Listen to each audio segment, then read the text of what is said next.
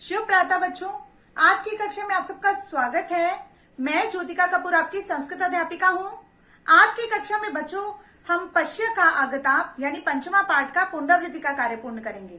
पुनरावृत्ति अर्थात जो हमने पहले क्लासेस में पहले कक्षाओं में पढ़ा है, हम उसी की दोहराई करेंगे। तो चलिए शुरू करते हैं। पंचमा पाठा पश्य का आगता। बच्चों ये ना पूरा पाठ अम्बा और शालिनी का संवाद है और सुवीर का। जैसे कि आप जानते हो कि अम्बा जो है शालिनी को उठाती है कि बेटा उठ जाओ, तो यहाँ पर वो उठना नहीं चाहती क्योंकि उसको लगता है कि आज तो रविवार है। फिर अम्बा उसे बताती है कि बेटा आज तुम्हारा जो अग्रज यानी बड़ा भाई आ रहा है, सुवीर आ रहा है, तो तुम जल्दी उठ जाओ। फिर अम्बा कहते हैं कि तुम दोनों उठ जाओ और यहाँ पर आकर नाश्ता कर लो। तो यहाँ पर इस पूरे संवाद में अम्बा बता रही है कि आ जाओ नाश्ता करो। प्रातराशम, जैसे मैंने आपको बताया, प्रातराशम एक नया शब्द आया था नाश्ता का। तो यहाँ पर शालिनी और सुवीर दोनों मिलकर के ना नाश्ता करते हैं, जिसमें नाश्ते में माँ ने आलू की सब्जी, पूरी और शीरानम यानी कि खीर भी बनाई है। तो फिर उसके बाद नाश्ता करने के बाद उन दोनों का संवाद होता है। शालिनी और सुवीर आपस में बातचीत करते हैं। तो ये पूरा का पूरा पाठ जो है इन तीनों के संवाद पर ये आधारित है। आइए अब इसका अभ्यास कार्य देखते हैं। बच्चों आज हम ना एक पदेन पूर्ण वाक्यन और ये प्रश्न मान का प्रश्न जो है इसकी दोहराई फिर से करेंगे। तो चलिए शुरू करते हैं। एक पदेन उत्तर का अर्थ होता है एक पद में उत्तर दें। तो यहाँ पर एक पद में पहला प्रश्न है, शालिन्या गृहम कहा आगता। शालिनी के घर कौन आया? अग्रजः सुवीरा, बड़े भाई सुवीर। आइए दूसरे प्रश्न पर, कस्य नाम सुवीराहा, किसका नाम है सुवीर? अग्रजस्य यानी बड़े भाई का। प्रश्न 3 पे आइए, का प्रातराशम पचती, कौन प्रातराशम यानी नाश्ते को पका रही है? अम्बा। आइए प्रश्न 4 पे, शिरानम कीदृशम अस्ति। शिरानम यानी कि खीर कैसी है, किस प्रकार की है? अति स्वादु यानी बहुत ही स्वादिष्ट। क्योंकि ये प्रश्न एक पदेन का है, इसके एक शब्द में उत्तर लिखना ही अनिवार्य है। आइए प्रश्न 4 पर, पूर्ण वाक्य उत्तर तथा पूरे वाक्य में उत्तर लिखें। बच्चों पूर्ण वाक्य उत्तर का मैंने आपको पहले भी समझाया हुआ है कि आपने पहले प्रश्न को देखना है। प्रश्न के अंदर से जो आपका प्रश्न पूछा गया है, क्या, कैसे, क्यों, उस शब्द को सर्कल करना है और उसके स्थान पर आपने जो उचित उत्तर है वो लिखना है। ऐसे आप अपने प्रश्नों को उत्तर लिखेंगे, बाकी पूरा वाक्य वैसे ही रहेगा और पीछे आप पूर्ण विराम लगाएंगे। देखिए पहले प्रश्न को, सुवीरा शालिनिया किम आन्यति। सुवीर शालिनी के लिए क्या लाया? तो आपने लिखना है सुवीरा शालिनिया, किम के स्थान पर आप लिखेंगे संस्कृत गीता नाम सांद्र मुद्रिका। संस्कृत के गीतों की सांद्र मुद्रिका यानी कि सीडी को लाया। तो किम के स्थान पर 3 शब्द आएंगे, बाकी पूरा वाक्य वैसे का वैसे ही और पीछे पूर्ण विराम। आइए प्रश्न 2 पर, अम्बा प्रातराशे किम किम पचती। अम्बा नाश्ते में क्या क्या पकाती है? तो आप किम किम के स्थान पर लिखेंगे आलू कस्य शाकाहा, पूरी कहा, शीरानम च। बाकी सारा वाक्य आपने वैसे ही लिखना है कि अम्बा नाश्ते में आलू की सब्जी और पूरी और शीरानम यानी कि खीर को पका रही है। आइए तीसरे प्रश्न पर, शालिनी एकाग्रचित्तेन किम पठति।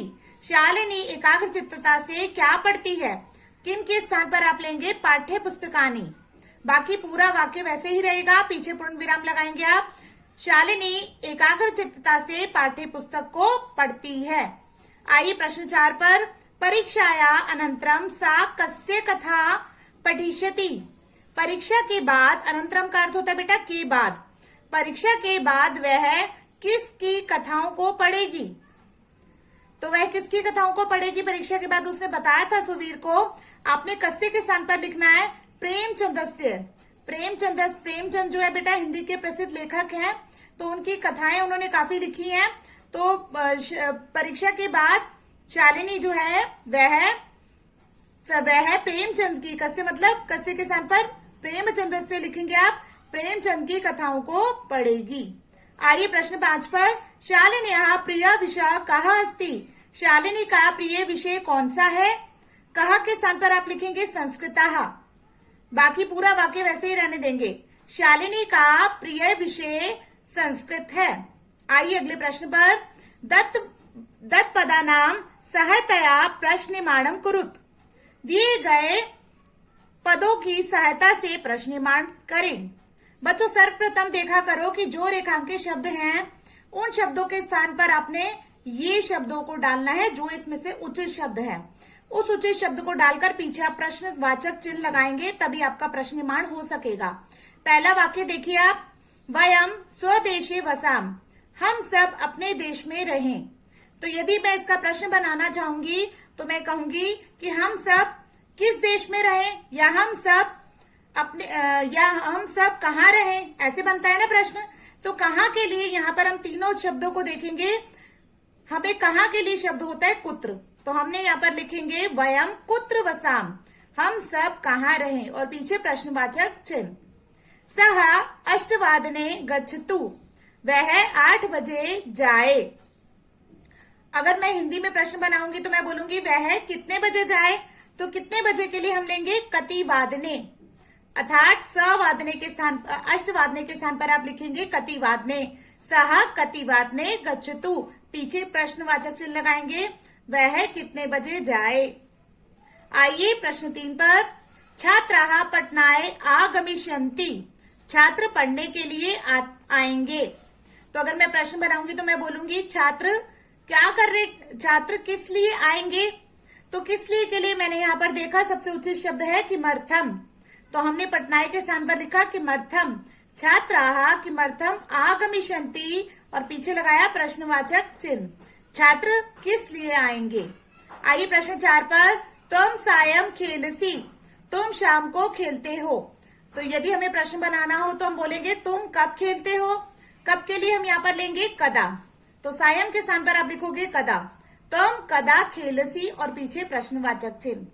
बच्चों आज हमने अभ्यास कार्य में प्रश्न 5, 6 और 7 की दोहराई की है। आपका ये पूरा पाठ हो चुका है बेटा, और ये आपकी दोहराई मैंने आज दोबारा इसलिए कराई है क्योंकि ये तीनों महत्वपूर्ण प्रश्न हैं। आपका गृह कार्य केवल इतना है कि आपने प्रश्न 5, 6 और 7 को अच्छे से याद करना है, समझना है, और अपनी अपनी रफ कॉपीज में इसको लिख करके देखना है। आज के लिए बस इतना ही, धन्यवाद।